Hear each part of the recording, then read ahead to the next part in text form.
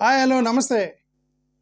పేర్ని నాని గారి గొడవ, పేర్ని నాని గారి విషయం మాట్లాడే ముందు ఒక విషయం అయితే కరెక్ట్ ఏంటంటే, నిత్యవసర వస్తువులు లైక్ బియ్యం, ఉప్పు, పప్పు, కందిపప్పు ఇట్లాంటివి ఎక్కడైతే స్కామ్ జరుగుతాయో అక్కడ ధరలు పెరుగుతాయి. స్కామ్ పెరిగినప్పుడు ధరలు పెరుగుతాయి. ధరలు పెరిగినప్పుడు కట్టిక పేదరికంలో ఉన్న వాడి మీద కూడా ఎఫెక్ట్ పడుద్ది. అది బియ్యం స్కామ్ చేయటం అంటే పేదవాడి నోట్లో నుంచి అన్నం తీసుకున్నట్లు లెక్క. ఓకే, సో ఏ ప్రభుత్వాలున్నా ఎవరున్నా సరే కాంట్రాక్టుల్లో పెద్ద పెద్ద ప్రాజెక్టులో హైవేల కన్స్ట్రక్షన్స్, ప్రాజెక్ట్ కన్స్ట్రక్షన్స్ అక్కడ స్కాములు చేయొచ్చు. కానీ food let is not do any scams. Okay, ఇప్పుడున్న ప్రభుత్వము వచ్చిన దగ్గర నుంచి ఈ రేషన్ బియ్యం మీద పడింది. కానీ రేషన్ బియ్యం వల్ల పేదలకి ఏం ఎఫెక్ట్ అవ్వదు. ఎందుకంటే ఫస్ట్ ఆఫ్ ఆల్ ఆ రేషన్ బియ్యం పేదలు కూడా తింటలా. ఫండమెంటల్ నిజం ఇది. నేను పల్లెటూరే, నాది కూడా పల్లెటూరే. I know what happens in the విలేజ్ల్లో ఈ ₹2 బియ్యం తీసుకొని ఎవరు తింటలేదు. అసలు ఫస్ట్ ఆఫ్ ఆల్ ₹2 బియ్యం ఎవడో తీసుకోవట్లే. బయోమెట్రిక్ కేసి డబ్బులు తీసుకుంటున్నారు. కేజీకి ₹2. ఇప్పుడు 10 కేజీలకి ₹20. ₹20 ఇస్తే నాకు బియ్యం వద్దు.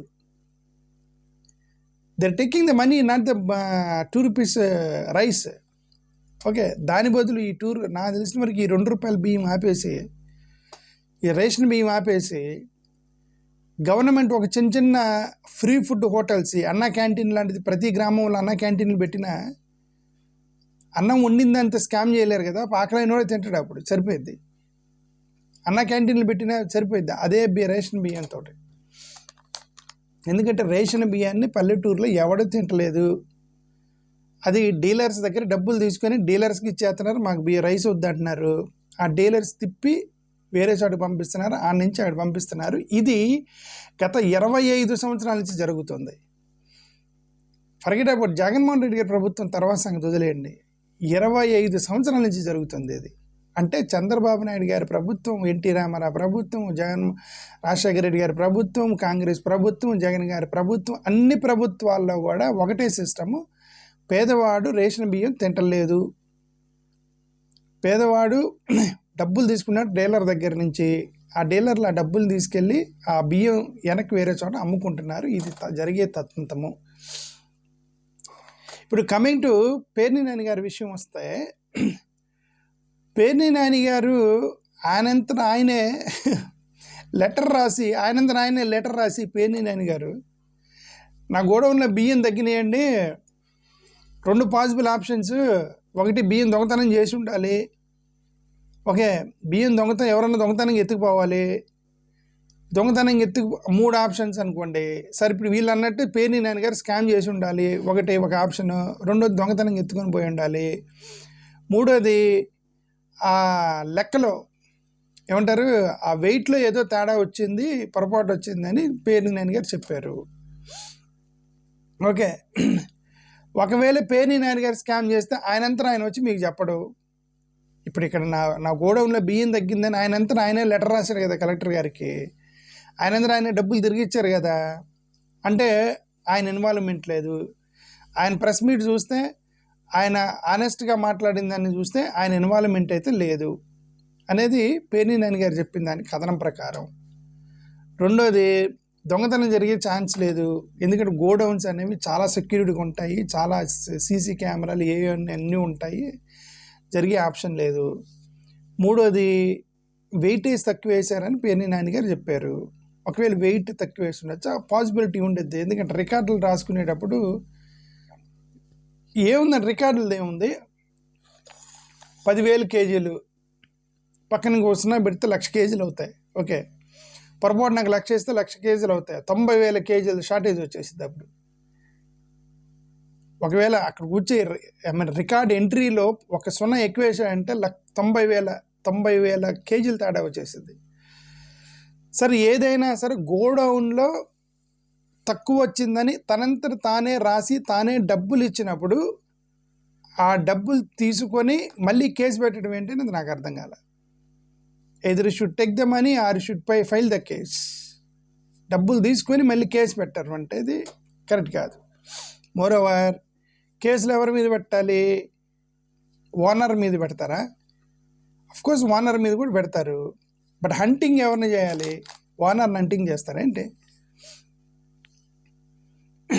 అక్కడ ఉన్నటువంటి సెక్యూరిటీ వాళ్ళు, అక్కడ చాలామంది ఉంటారు కదా, సెక్యూరిటీ వాళ్ళు, రికార్డ్ ఎంట్రీ వాళ్ళు, ఉద్యోగస్తులు, ఆ గోడౌన్ మేనేజర్లు, ఇంజనీర్లు, వీళ్ళు చాలామంది ఉంటారు కదా, వాళ్ళ మీద కదా మీరు ఎఫ్ఐఆర్ పెట్టాల్సింది. ఒకవేళ పెడితే డైరెక్ట్గా పేర్ని నాని గారి వైఫ్ మీద పెట్టారు అంటే అర్థం ఇది పొలిటికల్ వెండెట, రాజకీయ కుట్ర. ఆయన అసలుకే ఫైర్ బ్రాండ్. ఆయన అధికారంలో ఉన్నప్పుడు విపరీతంగా విమర్శలు చేశాడు కాబట్టి ఆయన టార్గెట్ చేశారు సింపుల్గా. నారాయణ కాలేజీల్లో నెలకు ఒక పిల్లోడు ఏదో ఒకటి జరుగుతూ ఉండేది.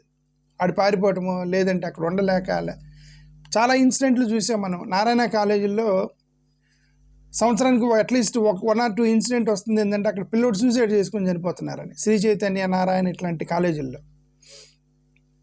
ఓకే, మన రీసెంట్గా మేల్ సెక్షువల్ అబ్యూస్ జరిగిందని చెప్పి ఒక న్యూస్ వచ్చింది నారాయణ డెంటల్ కాలేజీలో. ఏ రోజన్నా నారాయణ మీద కేసులు పెట్టారా? కాలేజీ ఓనర్ల మీద సరే కేసులు పెట్టారు. ఇప్పుడు ఎఫ్ఐఆర్లు ఓనర్ మీద కూడా పెడతారు. బట్ ఏ రోజున హంటింగ్ చేశారా ఓనర్ని? అక్కడ ఉన్న ప్రిన్సిపాల్ని, మేనేజర్ని, వాళ్ళని కదా మీరు హంటింగ్ చేయాలి.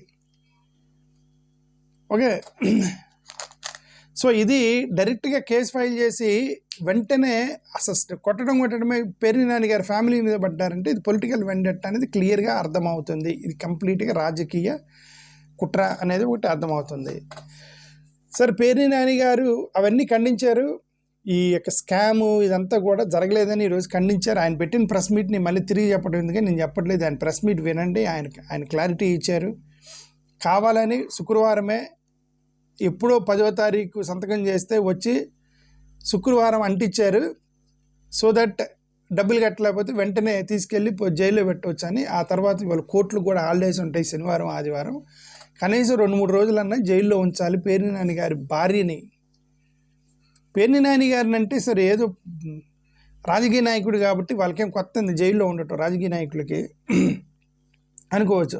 భార్య మీద టార్గెట్ పెట్టారంటే మరి ఎంత రాజకీయ కక్షలు పగలు ఎంతవరకు వెళ్ళిందని అర్థం చేసుకోండి. ఓకే, అది నా ఉద్దేశం. మోరోవర్ ఈ యొక్క ఇదంతా కూడా ఎంత గవర్నమెంట్ రైస్ గురించి మాట్లాడుతున్నాం. గవర్నమెంట్ రైస్ వదిలేస్తే అసలు ఒరిజినల్ రైస్ ఏంటి? ఒరిజినల్ రైస్ని మీరందరూ దాడులు చేసి పట్టుకుంటున్నారు కానీ ₹1 కూడా ధర తగ్గించట్లేదు అంటా నేను. దేశవ్యాప్తంగా ప్రభుత్వాలు వచ్చినప్పుడు నరేంద్ర మోడీ గారికి కనుక ప్రభుత్వంలో రాగానే డిమోనిటైజేషన్ అని చెప్పి లక్షల కోట్ల రూపాయల స్కామ్ బయటికి తీసుకొచ్చేసి డబ్బులు పోయినవరు కదా లేదు. సరే, ఇప్పుడు పేర్ని నాని గారు గోడౌన్ పట్టుకున్నారు. అంతకుముందు ఎవరో ద్వారంపూడి చంద్రశేఖర్ రెడ్డి గారు గోడౌన్ పట్టుకున్నారు. అంతకుముందు వేరే వాళ్ళది, ఆ తర్వాత వేరే వాళ్ళది, అక్కడక్కడ చిన్న వాళ్ళు మొత్తం పట్టుకున్నారు అనుకోండి. ఎగ్జాంపుల్ సీజ్ ద షిప్ అని చెప్పేసి అక్కడ పట్టుకున్నారనుకోండి. అవన్నీ ఎక్కడికి పోతున్నాయి? ప్రజలకి ₹1 తగ్గించారా బియ్యం? ఇవన్నీ చేయడం ద్వారా కంట్రోల్ చేసి ప్రజలకు ₹1 తగ్గించగలిగారా? ప్రైస్ని తగ్గించగలిగారా? తగ్గించగలిగినప్పుడు, తగ్గించలేనప్పుడు, మీరు తగ్గించలేకపోయినప్పుడు మీరు ఇలాంటి ఎంత చేసినా సరే అది ప్రజలకు ఉపయోగం లేనటువంటి దాడులు, ప్రజలకు ఉపయోగం లేనటువంటి కేసులు, ప్రజలకు ఉపయోగం లేనటువంటి ఇన్వెస్టిగేషన్లు, ప్రజలకు ఉపయోగం లేనటువంటి క్రిమినల్ ఇన్వెస్టిగేషన్లు, అవి ప్రజలకు ఉపయోగం లేవు. వాట్ ఎవర్ మీరు ఏం చేసినా సరే అది అల్టిమేట్గా ప్రజలకు ₹1 ధర తగ్గాలి, లేదంటే అల్టిమేట్గా ప్రజలకు న్యాయం చేయాలి, లేదంటే మీరు కూడా స్కాములు చేస్తున్నారని అర్థం. ఈ స్కాములు దాడుల పేరుతోటి వీళ్ళు స్కాములు దాడులు చేసి ఆ డబ్బులు పట్టుకొని వచ్చేసి, లేదంటే ఆ బియ్యం పట్టుకు వచ్చేసి వీళ్ళు మళ్ళీ దాన్ని స్కామ్ చేస్తున్నారని అర్థం.